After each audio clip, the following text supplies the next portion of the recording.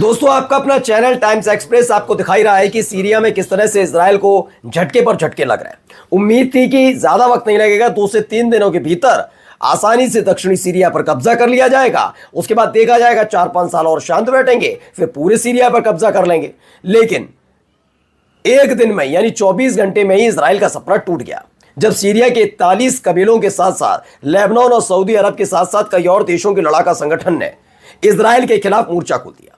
लेकिन अकेला अब ये नहीं है, बल्कि इन सब के बीच एक बड़ा धमाका हूती लड़ाकों की तरफ से किया गया है। यह बड़ा हमला हूती लड़ाकों की तरफ से इजराइल पर किया गया है, जिसने इजराइल की जमीन को हिलाकर रख दिया। यही नहीं, बेन गुरियन एयरपोर्ट जो उनका इकलौता इंटरनेशनल एयरपोर्ट है, वो पूरी तरह से बर्बाद हो गया है।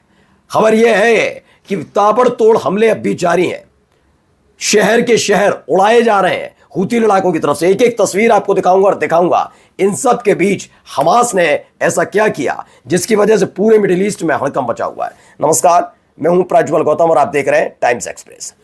एक तरफ सीरिया को लेकर इजराइल टेंशन में, प्लान सेट था, सब कुछ ठीक हो जाएगा, कोई कुछ नहीं कर पाएगा, सीरिया की आर्मी को बर्बाद कर दिया। लेकिन कबीलाई लड़ाकों ने जिस तरह से मोर्चा खोला, अब डर यह है कि कहीं गोलन हाइट्स के बाद कहीं इजराइल का एक हिस्सा भी सीरिया के लड़ाके कब्जा न कर लें। और अब क्या कर दिया, एक और लड़ाका संगठन आ गया, नाम है हूती लड़ाके, जिनके आगे इजराइल टिक नहीं पाता। अब पहले ये वीडियो देखिए। तो ये हमले के फौरन बाद की वीडियो है, जिसमें आपको नजर आ रहा होगा कैसे सायरन बज रहे हैं। सायरन बजते हुए नजर आते हैं, लोग जहां जगह जैसे मिल रही है वैसे छुपते हुए नजर आते हैं। ये डर, ये खौफ का आलम लगातार इजराइल में बना हुआ है। इसमें दावा किया गया है कि तेल अवीव में अचानक से सायरन बजने लगते हैं, और यह आवाज़ इतनी तेज़ थी सायरन की कि सारे के सारे इजरायली जहां जिसे जैसे जगह मिलती है वहां पर वो छुप जाता है। इनके अलावा आप गाड़ी खड़ी हुई देखेंगे, एक लंबी कतार, अलग अलग जगह कैसे गाड़ियां खड़ी हैं, जिसको जहां मिली उसने वहीं गाड़ी रोकी और छिपने के लिए भागने लगे। इन्हें डर था कि यमन की जो मिसाइल है, यमन की तरफ से दागी गई मिसाइल है, इनके सिर पर ना गिर जाए। तो उसके बाद के हालात ये होते हुए नजर आए। अब इन सब के बीच यमन की तरफ से क्या कहा जा रहा, हूती लड़ाके क्या कह रहे हैं वो सुनिए।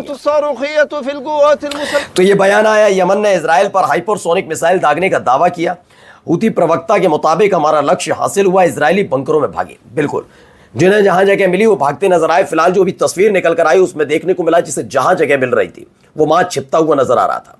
डर इस बात का था कि कहीं ऐसा ना हो कि तेल अवीव जहां पर वो छिप रहे वहीं पर गिर जाए। इसलिए आपने देखा जिसे जमीन पर लेटना था जमीन पर लेट गया, जो पेड़ के सहारे खड़ा था वहां खड़ा नजर आया ये, और सायरन लगातार बज रहे थे।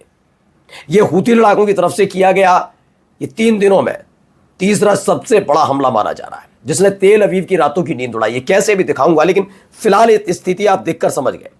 जहां एक तरफ सीरिया के साथ पंगा लेकर ये फंस गए, तो वहीं दूसरी तरफ हूती लड़ाके हमला कर रहे हैं। हमास का भी हमला है, वो भी आपको दिखाऊंगा, लेकिन कैसे दिखाता हूं। इसमें दावा किया गया, Yemeni arm forces announce that it targeted Ben Gurion airport with a Palestine 2 missile disrupting airport operation and sending settlers fleeing to shelters. यह दावा किया गया है। इसमें बताया गया यमन की जो आर्म फोर्सेज है उसको टारगेट किया गया बेन गुरियन एयरपोर्ट पर, है ना। यमन की आर्म फोर्स ने ऐलान किया कि बेन गुरियन एयरपोर्ट को टारगेट किया, फिलिस्तीन 2 मिसाइल दागी गई और जिससे उस एयरपोर्ट को भारी नुकसान पहुंचा है। और जो पूरी कार्यप्रणाली चल रही थी, प्लेन का लैंड होना उड़ना ये तमाम चीज़ें, वो पूरी तरह से वहां पर बंद हो गया, यानी भारी नुकसान है। देखिए उसका एयरपोर्ट का आया भी है, channel 12, Israel have flight suspended at Ben Gurion International Airport due to Yemeni missile launch. This is the second missile launch from Yemen within 48 hours. बताया 48 घंटे में यमन की तरफ से ये दागा गया दूसरा सबसे बड़ा मिसाइल है, जो सीधे जाकर बेन गुरियन एयरपोर्ट पर गिरता है। वो भी तब जब लगातार हूती लड़ाकों से हमले का डर इजराइल की सरकार इजराइल को सता रहा है। ऐसे में क्या कर रहे हैं अमेरिका की तरफ से दिए गए तमाम एयर डिफेंस सिस्टम, ये बड़ा सवाल उठ खड़ा होता है। कहां चले गए वो?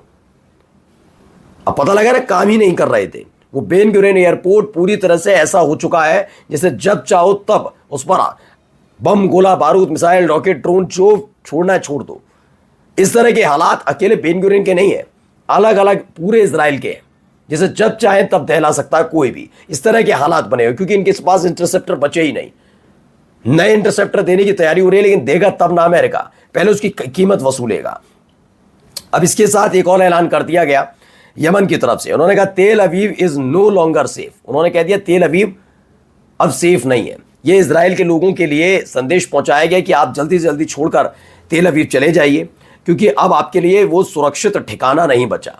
वहां पर आपको ऊपर कभी भी मिसाइल गिरे तो ये मत कहिए हूती लड़ाकों की गलती है, क्योंकि आप खुद वहां रह रहे हैं, ये आपकी गलती है।